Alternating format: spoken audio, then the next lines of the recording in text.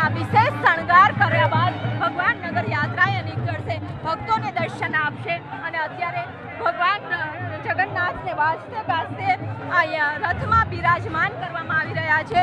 સીધા દ્રશ્યો છે આ નિજ મંદિરના અને નિજ મંદિરના આ દ્રશ્યો આપ જોઈ શકો છો કે ભગવાન જગન્નાથને જે નગર યાત્રાએ નીકળવાના છે ભગવાનને રથમાં બિરાજમાન કરવામાં આવી રહ્યા છે।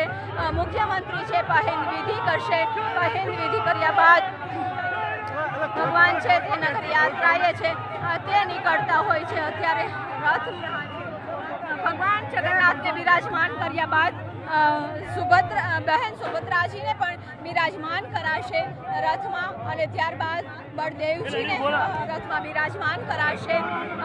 વિશેષ શણગાર છે તે કરવામાં આવશે, ખૂબ જ સુંદર ભગવાનના વાઘા છે તે પહેરાવવામાં આવશે અને ત્યારબાદ ભગવાન જગન્નાથ છે નગર યાત્રાએ નીકળશે, ભક્તોને દર્શન દેશે।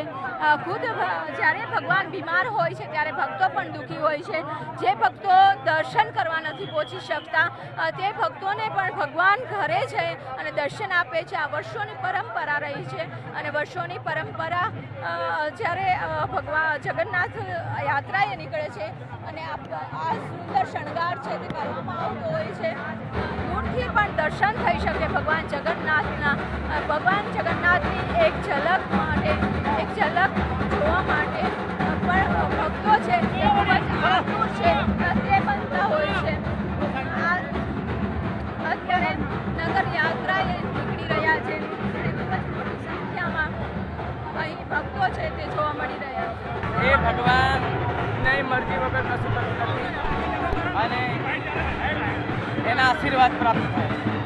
તો નવી પદવી બાદ દિલીપ દાસીએ કહ્યું છે કે નવી જવાબદારી મળી છે કે ભગવાનની ઈચ્છા વગર છે કશું થતું નથી, ત્યારે ભગવાનની ઈચ્છા હતી કે મહામંડલેશ્વરમાંથી હવે જગતગુરુની પદવી મળી છે। કેમેરામેન ભેગા રાઠોડ સાથે વિપુલ પટેલ, ન્યૂઝ 18 ગુજરાતી। જગન્નાથ મંદિરના પરિસરમાં મારી પાછળના જે રથો જોઈ શકો છો, ભગવાન બલરામ, સુભદ્રાજી અને પ્રભુ જગન્નાથ આ ત્રણેય રથમાં બિરાજમાન થઈ ચૂક્યા છે। બરોબર 7 કલાકે સીએમ ભૂપેન્દ્ર પટેલ અહીંયા આવી પહોંચશે અને ભગવાન જગન્નાથની પહિંદ વિધિ કરશે। પહિંદ વિધિ બાદ તેઓ રથને પ્રસ્થાન કરાવશે। પહેલી વખત ભગવાન જગન્નાથના આ જે રથ છે તેને ગાર્ડ ઓફ ઓનર આપવામાં આવશે। પહેલી વખત રથયાત્રાના શુભ પ્રસંગે એવું પણ બન્યું છે કે અહીંયાના જે મહંત છે તેને જગદાચાર્યનું બિરુદ આપવામાં આવ્યું છે, એટલે કે હવેથી જે દિલીપદાસજી મહારાજ છે જેઓ મહંત છે તેઓ જગદાચાર્ય તરીકે ઓળખાશે અને તેમની આગળ રામાનંદચાર્ય દિલીપદાસ આચાર્ય લગાવાશે। 16 કિલોમીટર લાંબો જગન્નાથની જે રથયાત્રા છે તેનો રૂટ છે, તેમાં 24,000 જેટલા પોલીસ કર્મચારીઓ જોડાયેલા છે, જે શાંતિપૂર્ણ રીતે રથયાત્રા સંપન્ન થાય તે માટે પોતાની સેવા આપશે। આજે વહેલી સવારથી ભક્તો અહીંયા ઉમટ્યા છે, ખીચડી અને મગનો જે પ્રસાદ છે તે લઈ રહ્યા છે। આપ મારી પાછળના જે દ્રશ્યો જોઈ શકો છો, ભગવાન રથમાં બિરાજમાન થઈ ચૂક્યા છે। સવારે મંગળા આરતી કેન્દ્રીય ગૃહપ્રધાન અમિત શાહ કરી ચૂક્યા છે।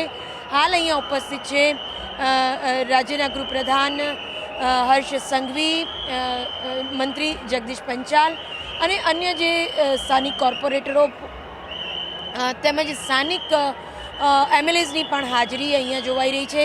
થોડી જ વાર પહેલાં અહીંયા જે વિવિધ વૃંદો હતા, નૃત્ય વૃંદો હતા, તેઓ તેમની કળાનું અહીંયા પ્રદર્શન કરી રહ્યા હતા। આપ જોઈ શકો છો કે થોડી જ વારમાં રથને હવે મંદિર પરિસરની બહાર લઈ જવાની તૈયારી થઈ રહી છે। ખલાસીઓ આ રથને ખેંચીને મંદિરની બહાર લઈ જશે અને મંદિરની બહાર લગભગ ગેટ પાસે સીએમ ભૂપેન્દ્રભાઈ પટેલ પહિંદ વિધિ કરશે। પહિંદ વિધિ એટલે કે ભગવાનનો રથ જે છે તે સોનાની સાવરણીથી સાફ કરશે। વર્ષોથી આ રિવાજ આવતો રહ્યો છે કે જે રાજા હોય, નગરનો રાજા હોય, તે ભગવાનના રથને સોનાની સાવરણીથી સાફ કરે। એટલે ભૂપેન્દ્રભાઈ પટેલ આજે આ રથને પ્રસ્થાન પણ કરાવશે અને પહિંદ વિધિ બાદ આ રથનું પ્રસ્થાન થશે। 16 કિલોમીટર લાંબો રૂટ રહેશે, જેમાં 24,000 જેટલા પોલીસ કર્મચારીઓ પણ જોડાયેલા રહેશે। પ્રભુ સમગ્ર યાત્રા દરમિયાન જન જન કણકણને પાવન કરશે. કેમેરા પર્સન હિતેશ પ્રજાપતિ સાથે ગીતા મહેતા, ન્યૂઝ 18 ગુજરાતી, અમદાવાદ.